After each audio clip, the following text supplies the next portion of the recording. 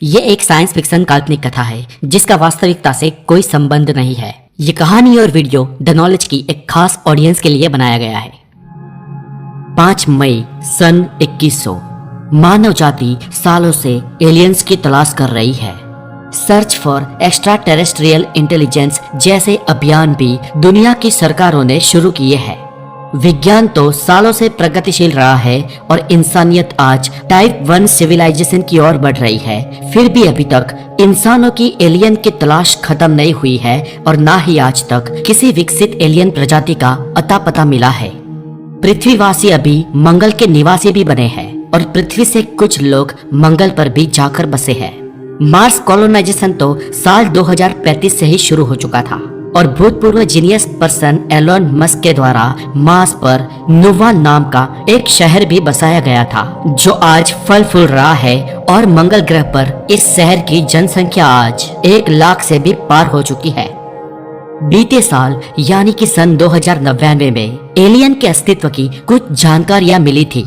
हमारे solar system से ठीक 25 प्रकाश वर्ष दूर अभिजीत यानी कि वेगा नाम का तारा है और इस अभिजीत यानी वेगा तारामंडल में 7 प्लैनेट्स हैं, जिनमें से एक प्लैनेट हूबहू पृथ्वी की तरह है, जहां पर पानी भी मौजूद है।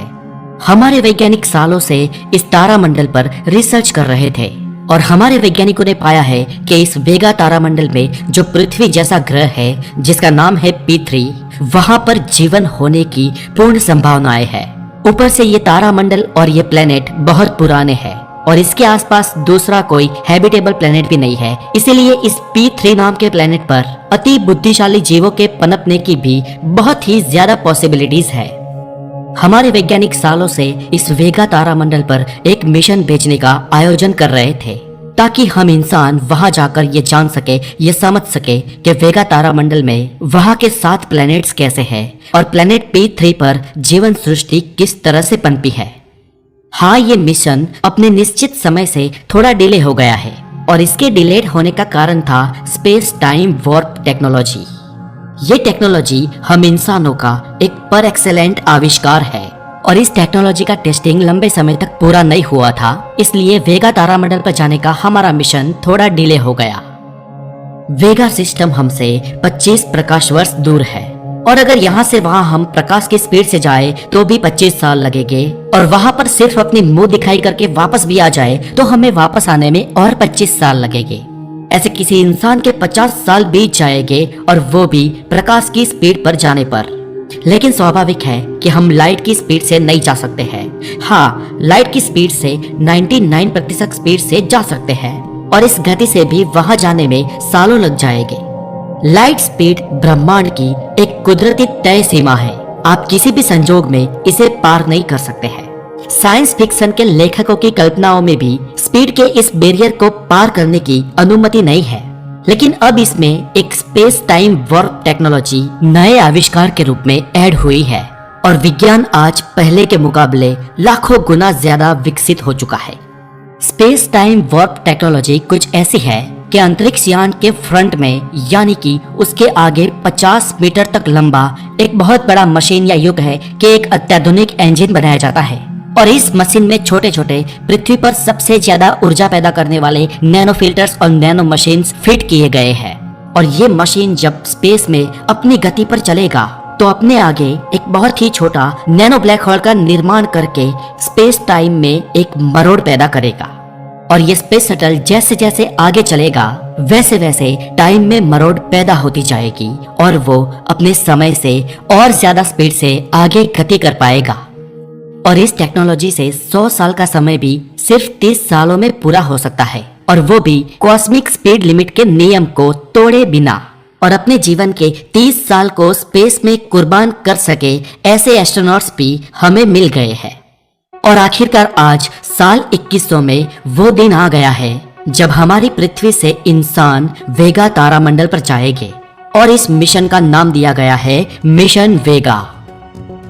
पूरे विश्व की ओर से मिशन वेगा को सफल करने की जवाबदारी भारतीय स्पेस एजेंसी इसरो और अमेरिकन स्पेस एजेंसी नासा ने उठाई है, जिसमें 4 अंतरिक्ष यात्री वेगा तारामंडल पर भेजे जाएंगे, जिनमें से 2 भारतीय होंगे, 1 अमेरिका से होगा और 1 यूरोपियन स्पेस एजेंसी से। जिनमें भारत से कैप्टन मंत्रा और दूसरी महिला अंतरिक्ष यात्री कैप्टन कविता है। अमेरिका से कैप्टन जेम्स स्कॉट है और यूरोप से कैप्टन डेव रेमन है।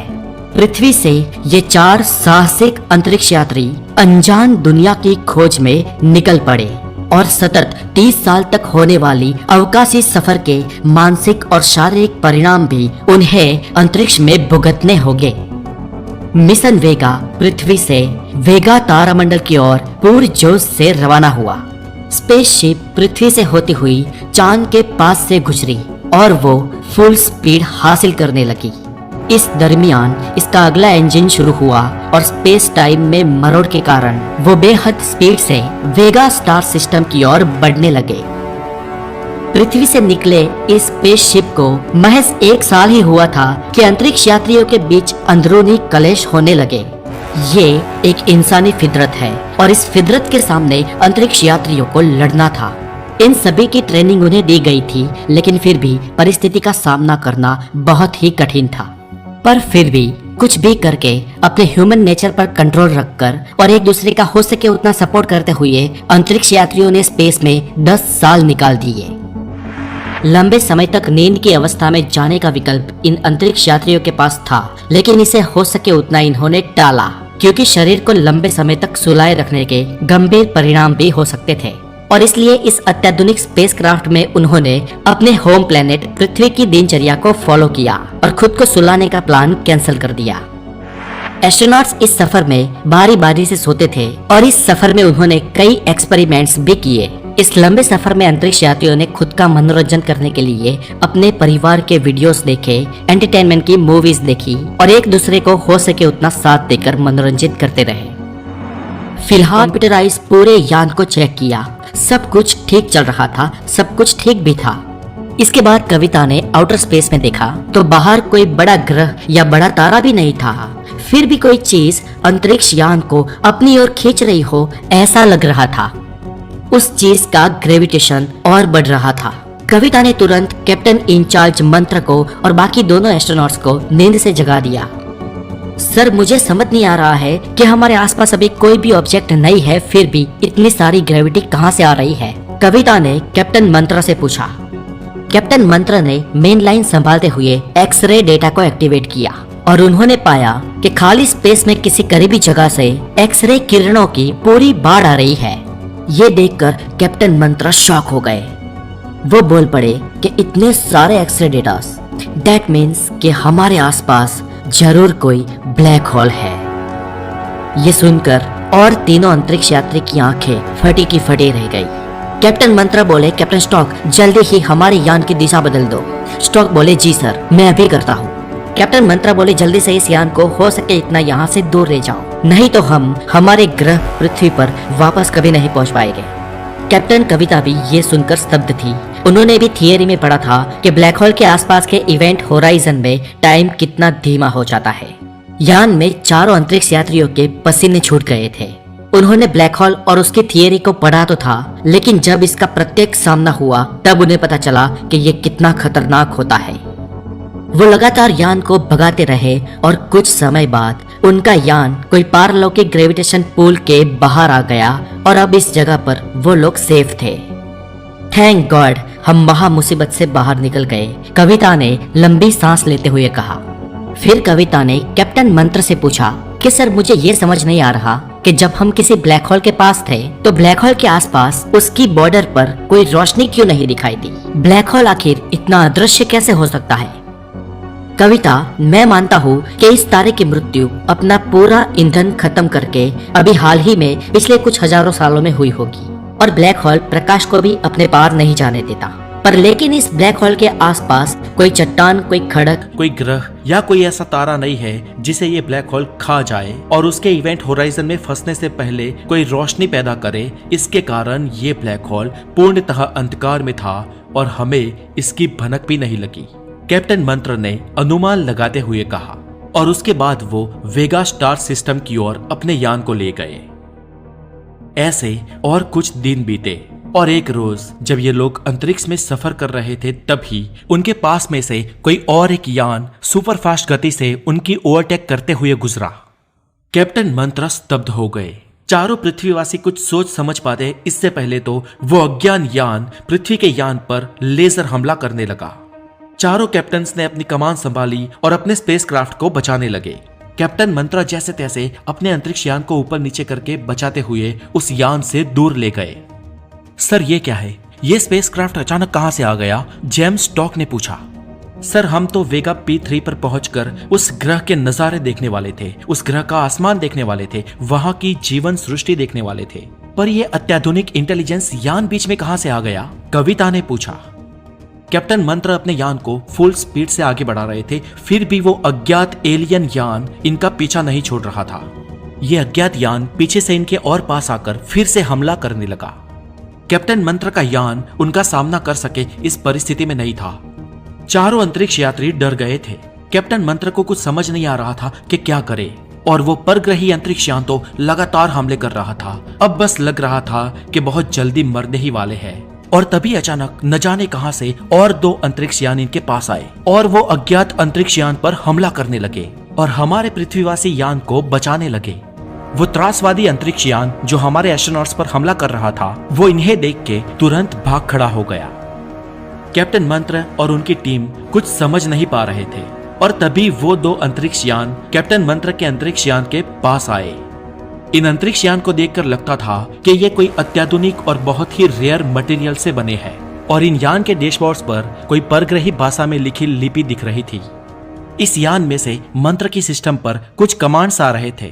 मंत्र तुरंत समझ गया कि ये कोई सॉफ्टवेयर है जो लैंग्वेज को डिकोड करता है। मंत्र के यान में हम पृथ्वीवासियों की भाषाएं, उनका डेटा, उनका ग्रामर और बॉडी लैंग्वेज की सारी इंफॉर्मेशन स्टोर्ड थी। मंत्र ने यह सारा डेटा उन अंतरिक्ष यानों के सॉफ्टवेयर्स में भेजा और उनके सॉफ्टवेयर्स ने हमारी भाषा और हमारी बॉडी लैंग्वेज की सारी संज्ञाओं को समझ लिया। 10-15 मिनट लगी, लेकिन इन सॉफ्टवेयर्स ने हमारी पूरी भाषा को डिकोड कर लिया और थोड़ी ही देर में सामने से जवाब आया, हेलो, मैं कैप्टन ज़ेचार्ज हूं and welcome to our star system. और उस हमलाखोर अंतरिक्ष यान के बदले जिन्होंने आप पर हमला किया, हम माफी मांगते हैं। वो लोग अब हमारे कंट्रोल में नहीं है। ये कैप्टन ज़ेचार्ज की आवाज थी जो अपने यान में अपनी लोकल भाषा में बोल रहे थे, लेकिन हमारे यान में ये मैसेज हिंदी में डिकोड हो रहे थे। हेलो कैप्टन ज़ेचार्ज, मैं कैप्टन मंत्र हूं और हम यहां से करीब 20 प्रकाश वर्ष दूर सूरज नाम के तारे के पृथ्वी नाम के ग्रह पर से आए हैं। मंत्र ने ज़ेचार्ज को जवाब दिया। आमने सामने बातचीत तो शुरू हुई, लेकिन अचानक किसी अंतरिक्ष यान के किए गए हमले से हमारे पृथ्वीवासी चारों एस्ट्रोनॉट्स डर गए थे और उसमें भी अभी तक इन एलियंस की आवाज ही सुनाई दे रही थी। वो कैसे हो गए इसका कोई अंदाजा नहीं था। कैप्टन मंत्रा, हम आपका और आपकी टीम का हमारी स्पेस कॉलोनी में स्वागत करते हैं। हमारी स्पेस कॉलोनी यहाँ पास में ही है, आप हमारे पीछे पीछे वहां पर जरूर आइए। कैप्टन ज़ेचार्ज ने कैप्टन मंत्र को निमंत्रण दिया। इस निमंत्रण का अस्वीकार करने का भी कोई विकल्प था या नहीं, यह भी पता नहीं था। कैप्टन मंत्र ने और 3 अंतरिक्ष यात्रियों के सामने देखा और आंखों के इशारों से उन्होंने हामी भरी और कैप्टन मंत्र ने भी हाँ कह दी। वो 2 अंतरिक्ष यान पृथ्वी के अंतरिक्ष यान को ओवरटेक करके अपनी कॉलोनी की ओर आगे बढ़े और कैप्टन मंत्र का अंतरिक्ष यान उनके पीछे पीछे चला। करीब 2 घंटे की ट्रैवलिंग के बाद ये लोग एक अत्याधुनिक स्पेस में तैरते हुए शहर की ओर गए। दूर तक आंख जहां तक देख सकती है वहां तक ये शहर स्पेस में फैला हुआ था। उनके इस शहर के घर, उसकी इमारतें, यहाँ का एयरपोर्ट, सब कुछ मन मोह लेने वाला था। यहाँ पर सभी इमारतों से भी ऊपर एक बहुत बड़ी जायंट इमारत थी जो एक बड़े व्हील की तरह थी और जो इस पूरे शहर की सरफेस को आर्टिफिशियल ग्रेविटी प्रदान कर रहा था। ऐसे गगनचुंबी विराट चक्र इस पूरे शहर में 45 डिग्री के कोण में करीब हर जगह पे बसे हुए थे। इंजीनियरिंग की ऐसी बेनमून कलाकारी को देखकर हमारे पृथ्वीवासी एस्ट्रोनॉट्स गहन सोच में पड़ गए। हमारे पृथ्वीवासी यान ने स्पेस में तैर रहे इस आधुनिक शहर पर लैंडिंग की। हमारे चारों एस्ट्रोनॉट्स अपने अंतरिक्ष यान से बाहर आए। वहां कैप्टन ज़ेचार्ज और उनकी टीम भी उनके स्पेसक्राफ्ट से बाहर निकली। उनको देखते ही कैप्टन मंत्रा की टीम चौंक गई। ये एलियन तो करीब करीब इंसान के जैसे ही दिख रहे थे। इन्हें भी 2 आंखें थी, 2 कान थे, एक मुंह था। हाथ पांव और शरीर लगभग इंसान के जैसा ही था। बस डिफरेंट ये था कि वो लोग हमसे हाइट में काफी ऊंचे थे। उनकी एवरेज हाइट ही करीब 8 फुट तक होगी। और दूसरी नोंदनीय बात यह थी कि इनकी चमड़ी का रंग इंसानी चमड़ी के रंग से थोड़ा भिन्न था। मंत्र की टीम का निरीक्षण पूरा हो इससे पहले कैप्टन जचार्ज बोले, कैप्टन मंत्रा, आप हमारे मेहमान हो, इसलिए जरा भी संकोच मत करें। जीवान ग्रह के लोग आज भी उनकी मेहमान नवाजी को नहीं भूले हैं। जचार्ज ने खुद के ग्रह को याद करते हुए कहा। और इसी बात पर हमारी टीम ने यह जान लिया कि उनके ग्रह का नाम जीवान था।